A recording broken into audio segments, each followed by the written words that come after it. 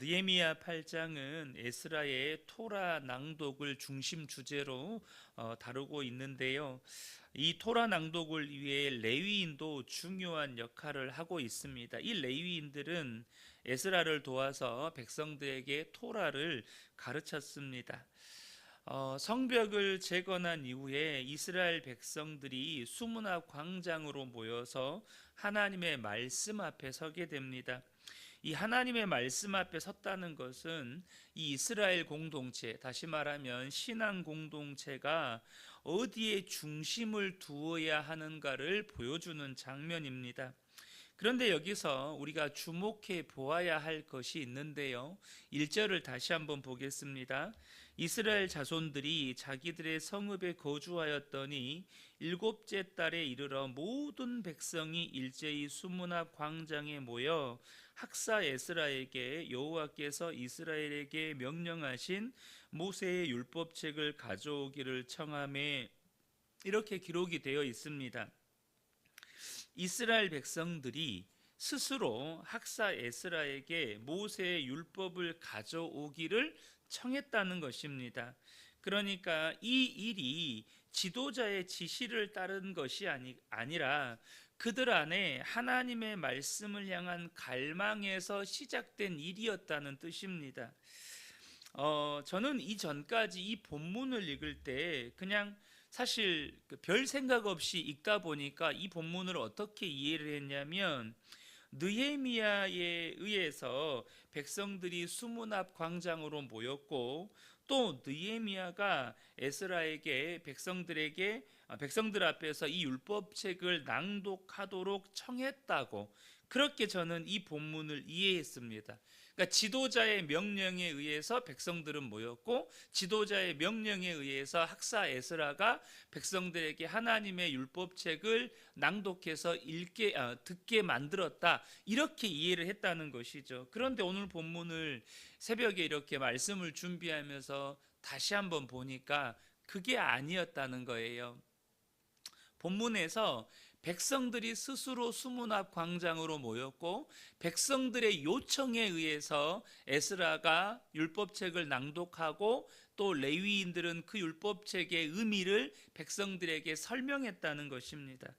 특별히 오늘 본문을 보면 모든 백성이라는 표현이 반복해서 등장하는데, 이 일이 공동체 전체가 하나가 되어서 말씀 앞에 서는 사건이었다는 것을 강조하는 것입니다. 백성들의 요청에 에스라는 새벽부터, 여기서 보통 새벽은 6시를 말하는 겁니다. 그리고 정오까지, 낮 12시까지 읽었고, 레위인들은 이를 설명해서 백성들이 하나님의 말씀을 이해하도록 도왔습니다. 이러한 은혜의 역사가 저는 우리 근혜교회 모든 성도님들 안에 일어나기를 간절히 소망합니다. 무슨 말입니까? 우리 안에 하나님의 말씀에 대한 목마름이 있어야 한다는 것입니다. 그 목마름으로 인해서 예배를 사모하고, 말씀에 집중하고, 말씀에 순종하고, 또한 그로 인해서 말씀의 역사를 경험하고, 이 모든 것이 우리 그 은혜교회라고 하는 이 믿음의 공동체, 신앙 공동체를 움직이는 동력이 되어야 한다는 것입니다. 사랑하는 성도 여러분, 여러분을 움직이는 삶의 동력이 무엇입니까? 물론 여러분 세상 사람들을 보면 그들을 움직이는 삶의 동력이 있습니다. 어떻게 보면 돈에 대한 갈망, 부자가 되고 싶은 갈망, 세상에서 성공하고 싶은 갈망, 세상에서 인기를 얻고 싶은 갈망, 이런 것들이 그 사람의 삶을 움직이는 동력이 될 수 있겠죠. 저는 우리 근혜교회 성도들의 삶을 움직이는 동력, 그것이 말씀에 대한 목마름이 되시기를 축복합니다. 하나님을 더 알기 원하고 하나님을 정말로 갈망하는 그 갈망함이 우리의 삶의 동력이 되어야 한다는 것이죠. 말씀을 듣고 깨달은 이스라엘 백성들이 어떻게 반응을 합니까? 9절을 보겠습니다. 백성이 율법의 말씀을 듣고 다 우는지라, 이렇게 말씀하고 있습니다. 이스라엘 백성들이 먼저는 자신의 조상들이, 우리 조상들이 하나님 앞에서 얼마나 큰 죄를 지었는지를 깨닫게 됩니다. 나아가서 자신들의 삶이 하나님의 뜻과 얼마나 동떨어져 있는지를 깨닫게 되면서 회개의 눈물을 흘리게 되는 것이죠. 그런데 그때 느헤미야와 에스라는 그들에게 기쁨을 선포합니다.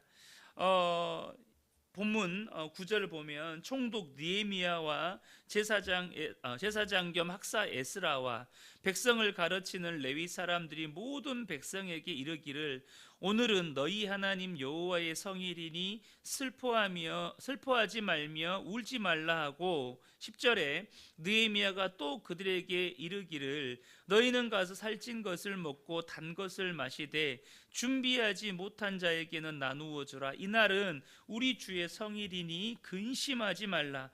여호와로 인하여 기뻐하는 것이 너희의 힘이니라. 이렇게 선포했다는 것입니다. 이것은 우리에게 허락하신 말씀의 궁극적인 목적이 무엇인지를 가르쳐 주고 있습니다. 여러분, 하나님께서 말씀을 주신 궁극적인 목적은 우리를 정죄의 자리에 묶어두는 것이 아닙니다. 우리를 하나님의 은혜와 기쁨과 회복의 자리로 이끄시는 것입니다. 회개로 끝나지 않고 회개 이후에 오는 은혜와 회복의 기쁨을 누리는 것, 이것이 참된 복음의 능력이라는 것이죠. 그러므로 사랑하는 성도 여러분, 말씀 앞에서 나의 실체를 직면하는 것을 두려워하지 않게 되시기를 축복합니다. 저는 종종 말씀 듣기를 힘들어 하시는 성도님들을 볼 때가 있습니다.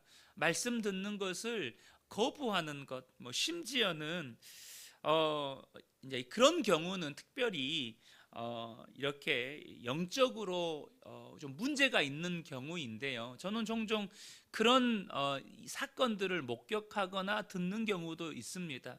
말씀을 듣다가 뛰쳐나가는 거예요. 심지어 예배드리다가 막 소리를 지르면서 뛰쳐나가시는 경우도 본 적이 있어요.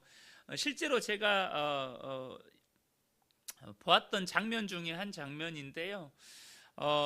이제 이분이 그래도 말씀을 들을 때까지는 괜찮았어요. 말씀을 들을 때까지는.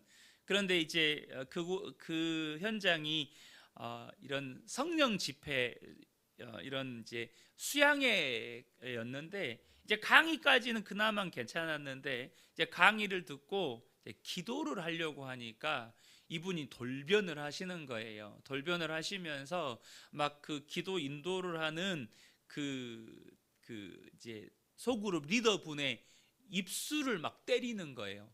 이렇게 표독스럽게 이렇게 째려보면서 입술을 틀어 막으려고 하는 거예요. 기도를 하려고 하니까. 그래서 나중에 이제 다 함께 이분을 위해서 기도하니까 막 쓰러지면서 귀신이 떠나가는 모습을 이렇게 목격한 적도 있는데요. 어쨌든 여러분, 저는 그런 장면들을 이렇게 목회를 하면서 종종 목격하거나 또 간접적으로 듣기도 했습니다. 여러분, 왜 이런 일들이 일어날까요? 이 말씀이요, 우리 속에 있는 이 영적인 실체를 드러내기 때문입니다.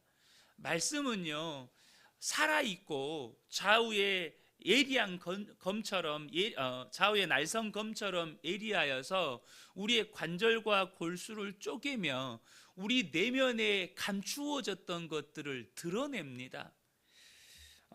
의사들의 말을 종종 들어보면 어떤 증상들이 있을 때 그것이 큰 병일까 봐 무서워서 병원에 오는 것을 꺼려하는 분들이 의외로 많다고 해요. 건강검진 받는 것조차 겁내는 분들도 있대요. 내가 큰 병에 걸렸으면 어떡하지? 막 이런 것들이 있다는 거죠. 근데 막상 병원에 가서 이제 치료를 받으면 내가 생각했던 큰 병이 아니라고 하면 얼마나 이렇게 안심을 하게 되는지, 그래서 이제 가벼운 마음으로 치료를 받고 회복의 기쁨을 누리는 분들도 있죠. 근데 여러분, 의사는요, 못 고치는 질병이 있어서 혹여라도 큰 병일까봐 하는 두려움을 가질 수 있죠. 그러나 여러분, 우리 안에, 우리 내면에 어떤 죄가 있더라도 우리 주님 앞에 여러분 용서받지 못할 죄는 없다는 것입니다. 그러니까 여러분 하나님의 말씀 앞에서 내 내면의 신앙의 실체, 내 죄의 실체가 드러나는 것, 내 내면을 직면하는 것을 두려워하지 않게 되시기를 축복합니다. 의사는 못 고치는 병이 있을 수 있어요.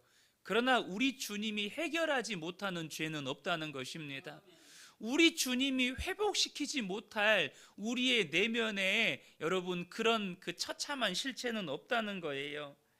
말씀 앞에서 죄가 낱낱이 드러나고 나의 삶이 얼마나 하나님의 말씀에서 멀리 떨어져 있는지를 깨닫게 되고, 그래서 회개하게 되는 것이 복이고 은혜라는 것이죠. 그것은 회복으로 가는 길이고 기쁨과 참된 축복으로 나아가는 길이라는 것입니다. 말씀을 들은 후 이스라엘 백성들은 음식을 나누며 잔치를 벌입니다. 먹고 마시되 나누어 주라라고 하는 이 명령은 공동체의 모든 구성원들이 함께 기쁨에 동참해야 한다는 것입니다. 이러한 모습은 신앙 공동체인 교회가 어떤 공동체로 세워져 가야 하는지를 보여주고 있습니다. 교회는 말씀을 통해서 하나님을 만나고 그분의 은혜를 깨달아서 기쁨을 회복하는 공동체여야 한다는 것이죠. 그러므로 여러분 우리의 신앙을 점검해야 합니다. 무엇을 점검해야 합니까? 지금 나는 말씀을 통해서 하나님을 만나고 있는가? 말씀을 통해서 하나님이 내게 베푸신 은혜를 깨닫고 있는가? 말씀을 통해서 나는 회개의 자리로 나아가 참된 회복의 기쁨을 누리고 있는가 점검하셔야 한다는 거예요. 이튿날 백성의 지도자들과 제사장, 레위인들은 다시 모여서 말씀을 연구하는 가운데 초막절 규례를 발견하게 됩니다. 이에 각 가정은 집 지붕과 뜰과 성읍 광장마다 초막을 세우고 그 안에 거했습니다. 이 초막절은 출애굽 사건과 광야 생활을 기억하는 절기였습니다.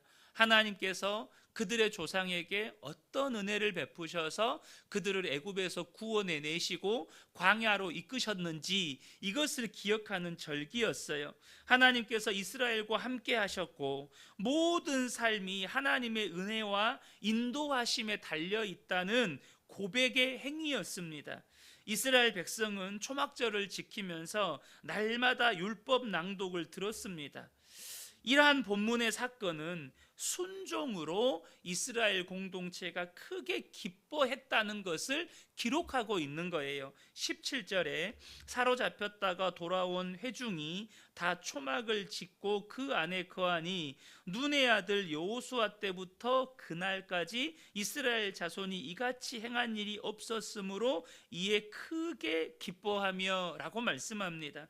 여러분 참된 신앙은요 말씀을 듣고 은혜 받는 기쁨에서 멈추지 않습니다. 반드시 순종의 자리로 나아가는 것입니다. 그리고 그 순종의 자리에서 기쁨을 누리는 거예요. 저는 우리 성도님들의 신앙이 이와 같이 되기를 축복합니다. 말씀을 듣는 자리에서 은혜와 기쁨을 누리는 것은 반쪽짜리 신앙이라는 거예요. 그 말씀을 붙잡고 삶의 자리에서 순종함으로 거기에서 누리는 그 순종의 기쁨, 이것이 온전한 믿음이라는 것입니다. 저는 우리 성도님들이 예배의 자리에서 말씀을 듣고 은혜 받고 기쁨이 회복되기를 간절히 소망합니다. 그렇게 되기를 축복합니다. 그러나 말씀을 듣고 깨닫는 은혜에 머무는 건 반쪽이에요. 그건 반쪽짜리 신앙이라는 겁니다. 내가 말씀을 듣고 깨닫고 정말로 내가 은혜를 받았다면 그 말씀을 붙잡고 순종의 자리에 나아가서 내가 순종함으로 말씀이 내 삶을 막 뒤집어 엎어요. 말씀이 내 삶을 고쳐요. 말씀이 내 삶을 막 새롭게 해요. 거기에서 기쁨을 누리셔야 한다는 것입니다. 이 새벽에 함께 예배드리는 우리 모든 성도님들이 이처럼 말씀을 통해서 우리 그 은혜 교회가 온전한 신앙 공동체로 회복되어져 가는 은혜에 동참하시기를 예수님의 이름으로 축복합니다.